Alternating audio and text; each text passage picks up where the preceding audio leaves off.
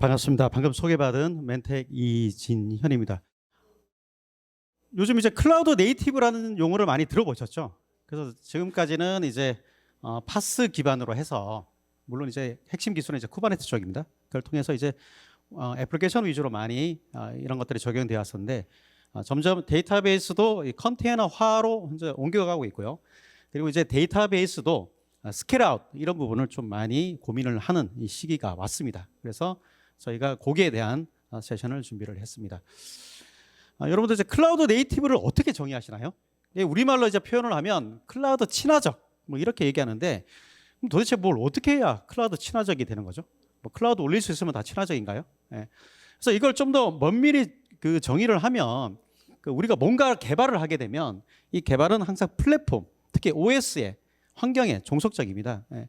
그래서 과거에는 우리가 개발자가 뭔가 개발을 하게 되면 이 애플리케이션은 어디에 올라갈지가 다 예상이 됐는데, 이 클라우드 시대로 가게 돼 버리니까 어디 올라갈지 모르게 되는 거예요. 그래서 나는 온프라미스 상에서 어떤 OS 상에서 개발을 했는데, 이게 뭐 갑자기 이 경영진들의 어떤 정책이 바뀌어서 퍼블릭 클라우드로 가게 됐을 때 환경이 바뀌니까 애플리케이션을 재수정해야 되는 이런 환경에서 우리가 살아왔었는데, 클라우드 네이티브라고 하면 내가 플랫폼이 어떻게 바뀔지 모르니까 이 개발 아키텍처 자체를 어떤 플랫폼이 되든지 간에, 어떤 OS 배포판이 되든지 간에 상관없이 내 애플리케이션을 호환성 유지하면서 돌게 만드는, 즉 비종속적으로 애플리케이션을 개발을 하는 요 환경을 만들어주는 것, 이게 바로 클라우드 네이티브 아키텍처입니다. 그래서 여기에 가장 핵심적인 단어가 뭐냐면 비종속입니다. 그래서 OS 배포판이 뭐가 되든, 클라우드 인프라가 뭐가 되든, 가상 머신이 뭐가 되든 상관없이 애플리케이션 난 재개발 안 하겠다, 대신 호환성은 유지하면 돌아가게 해줄게, 이 정신이 바로 클라우드 네이티브 아키텍처고요. 그럼 이게 왜 대두가 됐을까요?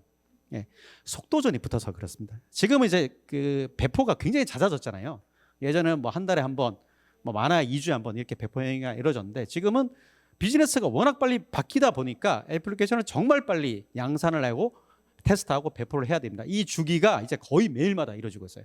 그래서 언제 이 호환성 테스트를 거쳐야 되는지 이런 시간을 우리가 가질 수가 없습니다. 그래서 즉시 개발된 애플리케이션은 호환성 테스트 필요 없이 곧바로 적용 가능한 이런 속도전에 붙게 됐고요. 그리고 또 무중단 환경이 이제 요구될 수밖에 없는 환경입니다.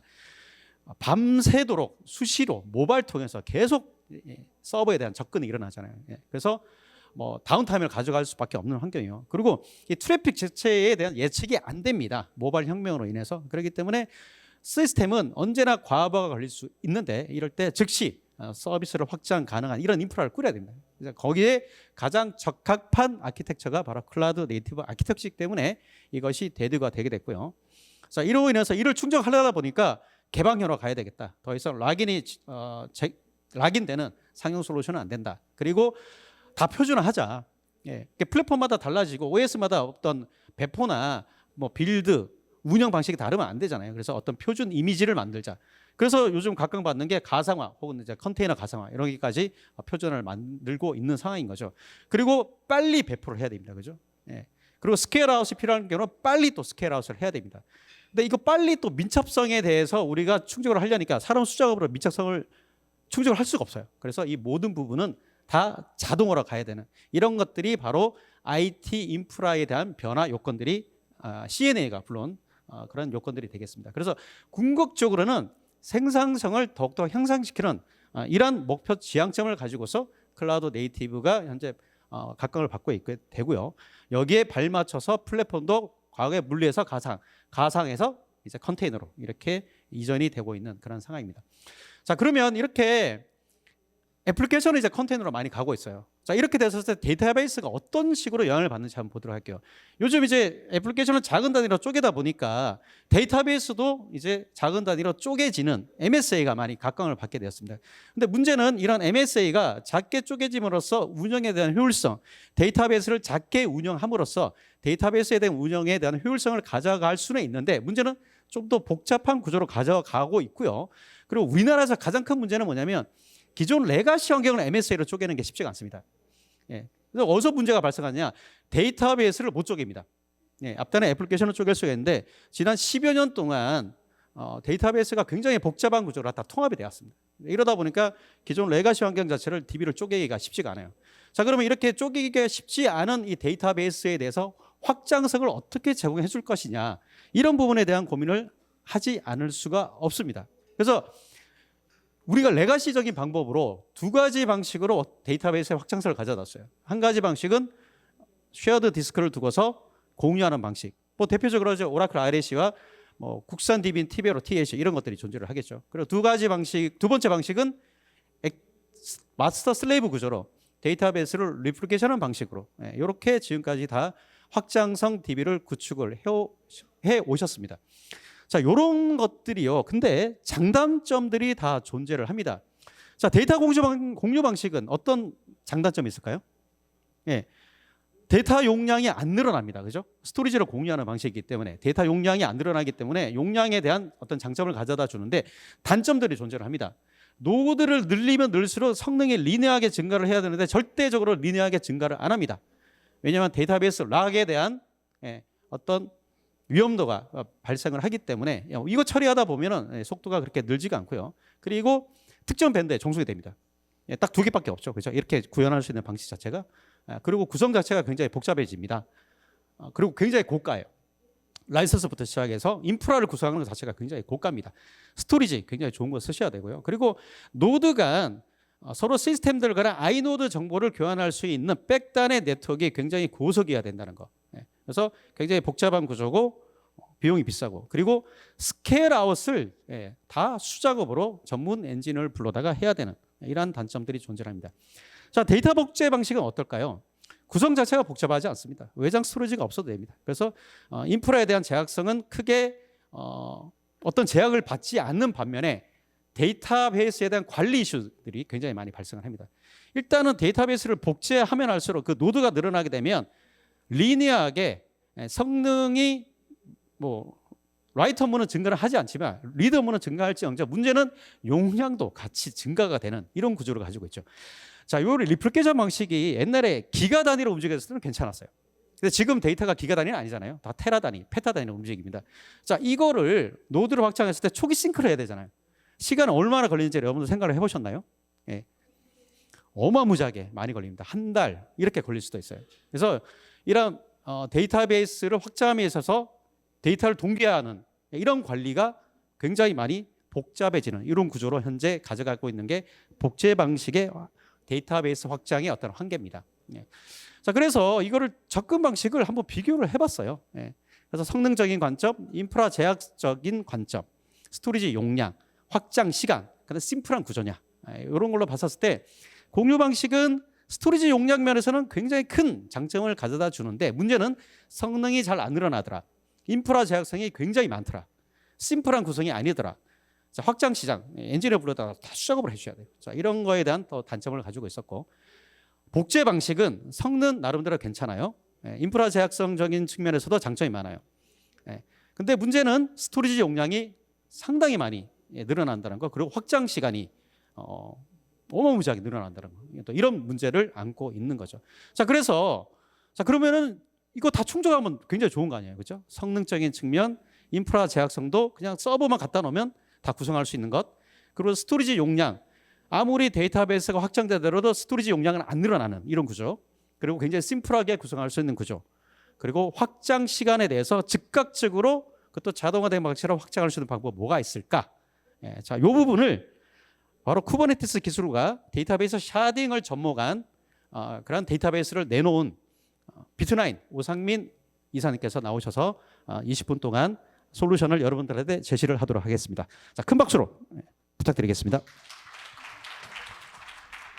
네, 안녕하십니까. 방금 소개를 받은 비트나인의 오상민입니다. 네, 저희가 오늘 소개할 내용은 뭐 한계를 뛰어넘는 데이터 확장, 이런 데이터 샤딩에 대한 내용으로 소개를 진행하도록 하겠습니다.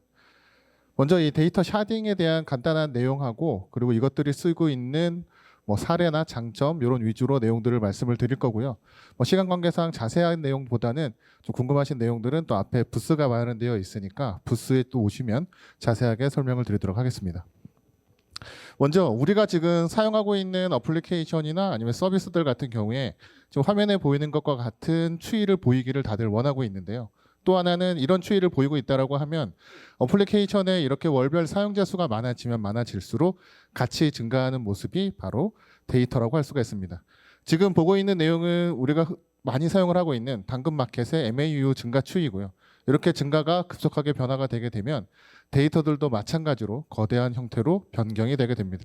이렇게 데이터가 늘어나게 되면 이런 증가에 따라서 데이터 트래픽을 관리해야 되고 스토리지를 관리해야 되고 데이터가 미치고 있는 여러 가지 이슈에 대해서 관리를 진행을 해야 됩니다. 이런 것들을 해결하기 위해서 나온 부분이 이제 샤딩이라는 내용이고요. 이 샤딩이라고 하는 내용은 간단하게는 거대해진 데이터를 우리가 어떻게 잘 쪼개서 저장을 할 수 있을까 하는 그런 기법을 나타내는 걸 샤딩이라고 얘기를 합니다. 그래서 화면에 보이는 것처럼 거대해진 데이터를 N개의 데이터로 쪼개서 각각 수평 분할로 통해 저장하는 방법을 샤딩이라고 할 수가 있습니다. 그럼 이 샤딩에 대한 종류를 크게 세 가지로 구분해서 말씀을 드리겠는데요. 첫 번째는 키 베이스 샤딩이라고 해서 어떤 특정한 키 값을 기준으로 해서 데이터를 수평 분할해 저장하는 내용입니다. 여기에서 다른 말로 하면 이게 해시 기반의 샤딩이라고도 얘기를 하고 있고요. 여기에 화면에 나와 있는 것처럼 하나의 테이블에 있는 어떠한 특정한 키 값을 기준으로 해서 그 내용을 해시 함수를 통해서 어느 샤드에 저장할지가 해시 함수에서 결정이 되게끔 해서 각각 수평으로 저장하는 방식이 요 키베이스 샤딩이라고 할 수가 있습니다. 이 키베이스 샤딩의 장점으로 말씀을 드리면 데이터를 고르게 분배 저장할 수 있다는 그런 장점을 가지고 있고요. 또 하나는 알고리즘 방식으로 데이터가 저장이 되기 때문에 우리가 데이터를 매핑하거나 뭐 이런 맵을 유지할 필요가 없다는 장점을 가지고 있습니다. 그 다음으로는 레인지 베이스 샤딩이라고 할 수 있는데요. 이 내용은 쉽게 화면에 보이고 있는 데이터에 프라이스라고 하는 컬럼이 존재를 한다라고 하면 이 가격에 대한 구간을 0부터 50, 50부터 100, 100 이상 이런 식의 구간으로 나눠서 데이터를 분산 저장하는 방식이 레인지 기반의 샤딩이라고 할 수 있습니다. 이 내용은 이제 수평 샤딩이라고도 불리고 범위를 기준으로 해서 데이터를 분할 저장하기 때문에 굉장히 간단한 구현의 구조를 가지고 있습니다. 또 하나는 이 내용들을 구분 값으로 저장을 하다 보니까 우리가 원본에서 쓰고 있는 스키마와 크게 다르지 않은 똑같은 내용의 스키마를 가지고 저장을 하는 방식을 택하고 있고요. 하지만 범위를 기준으로 했을 때 단점이라고 존재하는 것은 이 범위에 들어가는 데이터의 개수나 용량의 차이가 똑같지 않기 때문에 어느 한쪽으로 쏠릴 수 있다는 그런 단점도 가지고 있습니다. 그 다음으로는 디렉토리 기반의 샤딩이라고 있는데요. 이 내용은 별도의 조회 테이블이라고 하는 룩업 테이블을 만들어서 그 테이블을 기준으로 해서 저장하는 방식이 여기에 있는 디렉트 베이스드 샤딩이라고 할 수가 있습니다. 여기에서는 각 키 값들이 어디에 저장이 돼야 될지가 룩업 테이블에 정의가 되어 있고 이 룩업 테이블을 통해서 각각에 맞게끔 특별한 샤드의 데이터들이 저장되게끔 하는 내용이 이 디렉토리 기반의 샤딩이고요. 여기에 대한 장점은 아무래도 동적으로 무언가 데이터가 추가되고 변경이 될 때 좀 쉽게끔 처리할 수 있는 방법이 장점이라고 할 수가 있고, 단점이라고 하면 이 내용은 특별한 샤드의 데이터들이 지속적으로 저장이 되고 해야 되다 보니까 읽기와 쓰기가 계속돼서 반복을 해야 되는 문제 때문에 오버헤드가 발생할 소지가 좀 존재를 하고 있습니다. 그 다음으로는 저희가 앞에서 설명드린 이런 샤딩에 대한 이런 기술을 쓰고 있는 저희 비트9이라고 하는 곳에서 나온 제품은 이 샤딩을 포함을 한 아젠스 SQL for 포스트그레라고 하는 그런 제품을 출시를 했습니다. 이 제품에는 기존의 포스트그레 SQL에서 사용을 하던 내용들 중에 좀 부족해 보였던 내용들과 그 포스트그레 SQL이 가지고 있는 장점을 좀 극대화해서 내용들이 추가가 되어 있고요. 그래서 가장 크게는 데이터의 보안 강화 그리고 고가용성을 강화하는 내용과 모니터링 대시보드에 대한 내용하고 그 다음 다른 서드파티 솔루션들과 함께해서 데이터 샤딩을 넣는 내용을 중심으로 하고 있습니다. 이런 내용들을 토대로 해서 저희가 사용성과 그리고 확장성 그리고 보안성 강화 그리고 안정성 강화에 굉장히 또 힘을 쓴 그런 내용이라고 보시면 됩니다. 그러면 이 데이터 샤딩이라고 하는 거는 어떻게 쓸 수가 있냐? 저희가 비트9 데이터베이스와 샤딩을 쓰는 경우를 간단하게 도식화를 했는데요. 이 도식화에서 보면 여기에 자세히 보일지는 모르지만 여기에 보면 샤딩 JDBC라고 하는 내용과 여기 샤딩 프록시라고 하는 내용이 존재를 하고 있습니다. 저희가 쓰고 있는 거에 크게 세 가지의 피처가 있는데 샤딩 프록시, 샤딩 JDBC, 샤딩 사이드카 이런 내용들이 있지만 제일 많이 쓰는 샤딩 JDBC와 샤딩 프록시에 대해서 말씀을 드리면 샤딩 JDBC 같은 경우는 어플리케이션 단에 같이 위치를 해서 자바 기반으로 내용들이 움직이게 됩니다.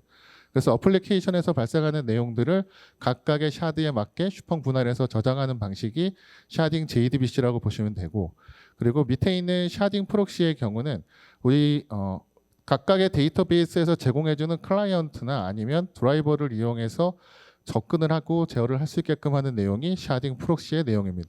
이 두 가지의 내용을 혼용을 해서 사용을 하는 내용이고, 이렇게 하게 되면 어떤 장점들을 가지고 있냐면 뭐 데이터베이스 클러스터 관리를 좀 쉽게 할 수 있다는 내용과, 그리고 내장 알고리즘이 포함이 되어 있고 JDBC 드라이버나 이런 것들이 경량화되어 들어갔다 있다는 그런 장점들을 가지고 있습니다.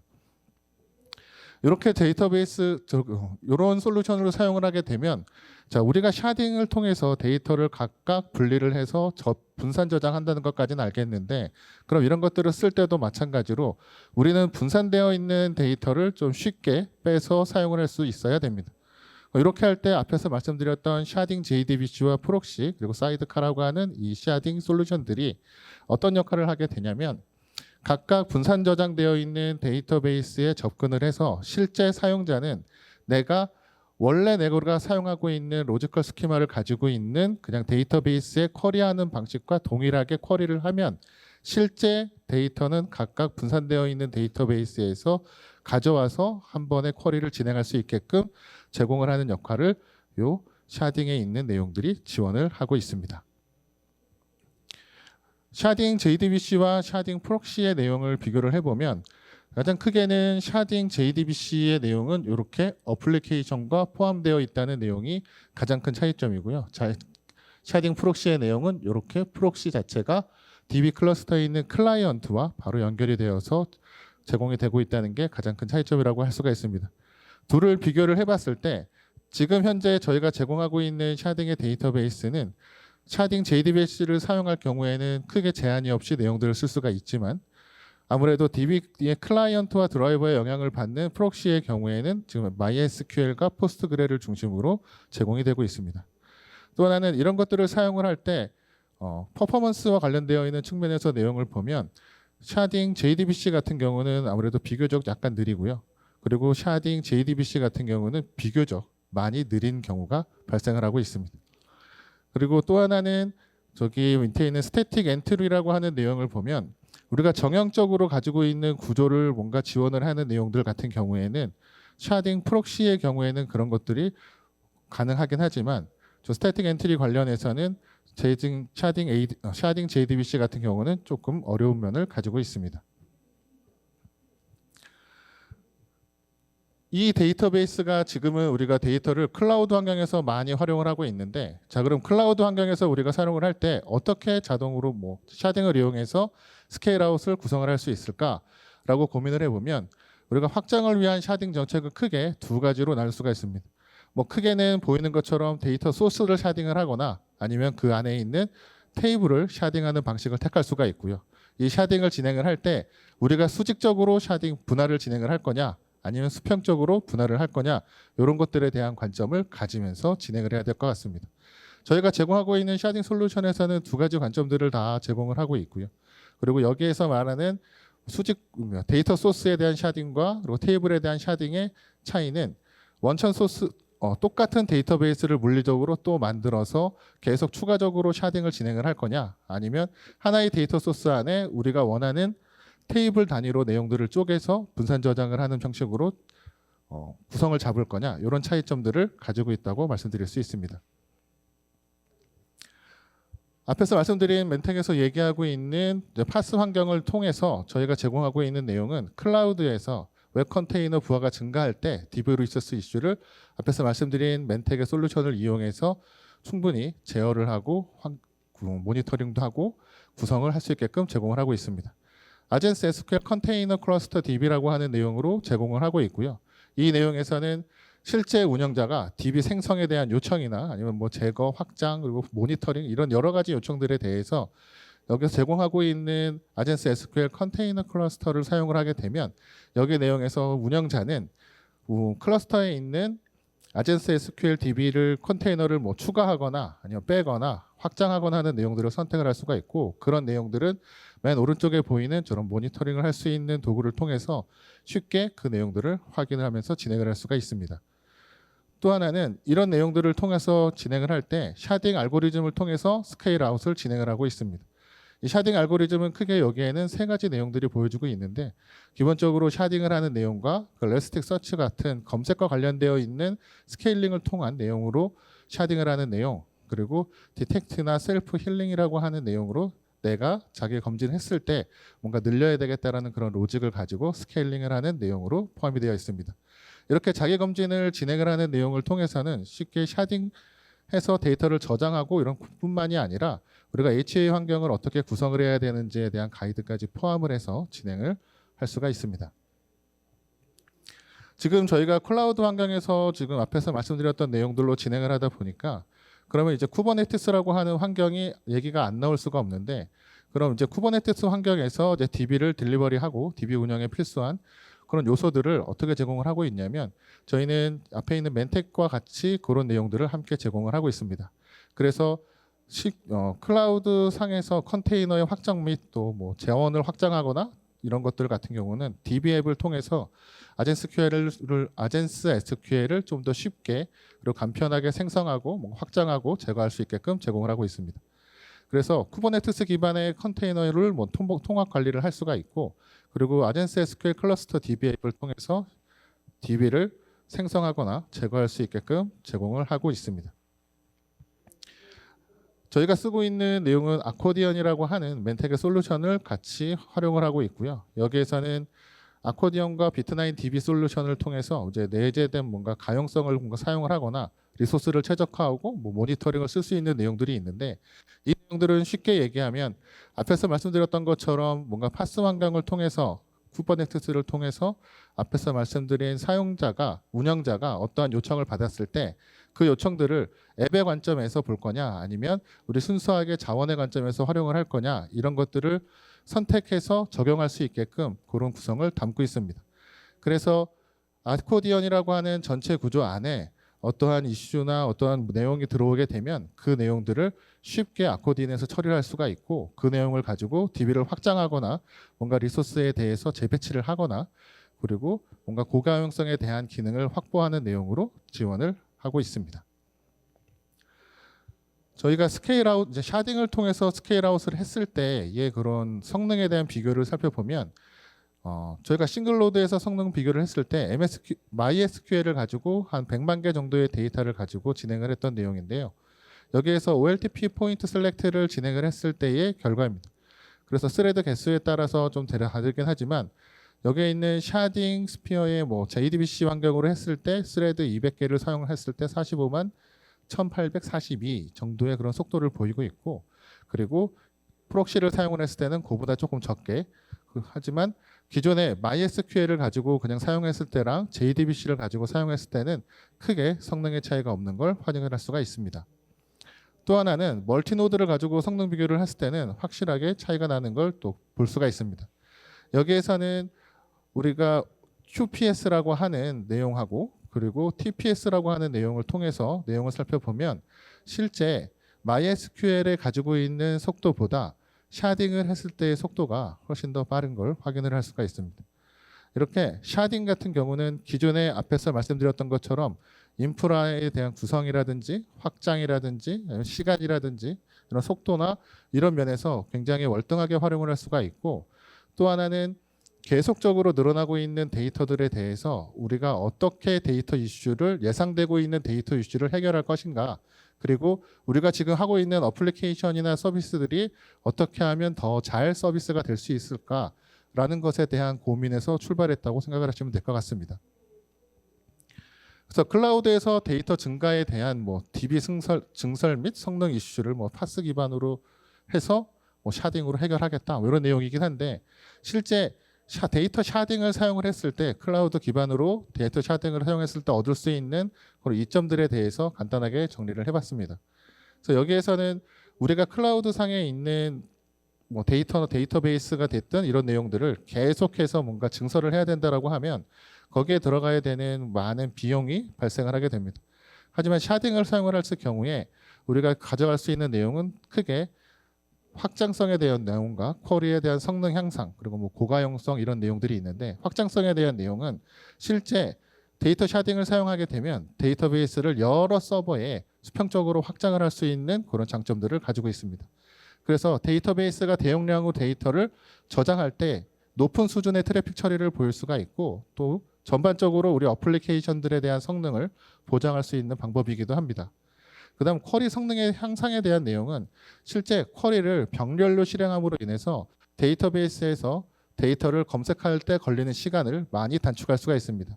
실제로 하나의 거대한 테이블을 만들어서 그 거대한 테이블에서 데이터를 검색하려고 하면 실제 많은 쿼리 속도가 발생하는 걸 확인할 수가 있는데요. 우리가 이 내용 자체를 샤드로 쪼개서 저장을 하게 되면 우리가 그 샤드에 원하는 샤드에 가서 원하는 데이터를 검색한다라고 하면 기존보다는 훨씬 더 빠른 쿼리 성능을 볼 수가 있을 것 같습니다. 고가용성에 대한 얘기인데요. 이 고가용성이라고 하는 얘기는 일단 서버에 어떤 장애가 발생을 했을 때 우리가 그런 것들을 나머지도 계속해서 정상적으로 작동해서 서비스를 할 수 있을까? 그런 내용들에 대한 대비에 대한 내용인데 이런 것들 이 내용 자체는 어떻게 보면 데이터베이스 샤딩 자체가 이런 것들을 대비하기 위한 기술로 나와 있는 거다 보니까 이 부분에서는 굉장히 큰 장점을 가지고 있는 것 같습니다. 배포 성능 향상과 그리고 유연성에 대한 얘기인데요. 배포 성능은 당연히 모든 데이터 센터에 있는 내용들을 샤딩을 이용하게 되면 뭐 고르게 배포할 수 있다 하는 내용은 앞에 그림으로 설명드렸던 것처럼 우리가 수평적이 됐든 수직적이 됐든 아니면 범위를 이용을 하든 어떤 식으로든 데이터를 우리가 배포하는 거에 있어서는 굉장히 큰 이점이 있을 걸로 생각이 됩니다. 그리고 또 하나의 장점 중에 하나가 유연성이라고 할 수가 있는데요. 이 유연성이라고 하는 내용은 우리가 유연하게 데이터베이스를 뭔가 확장하고 관리할 수 있어야 됩니다. 우리가 계속해서 어플리케이션이 발전하고 있고 우리 서비스가 고도화를 통해서 뭔가 계속적으로 데이터가 늘어나고 있으면 그거에 따라서 우리가 빨리빨리 확장할 수 있는 뭔가 유연적인 모습을 보여야 되고 반대로 뭔가 다른 이슈를 통해서 뭔가 데이터를 관리해야 되고 우리가 필요 없는 데이터를 버리거나 뭐 인프라를 감축을 하거나 뭐 여러 가지 이슈가 있겠지만 그런 니즈에 따라서 데이터베이스를 관리를 할 때 또 마찬가지로 유연성이 필요할 것 같습니다. 이런 내용으로 저희가 데이터베이스 샤딩이라고 하는 내용을 가지고 설명을 드렸고요.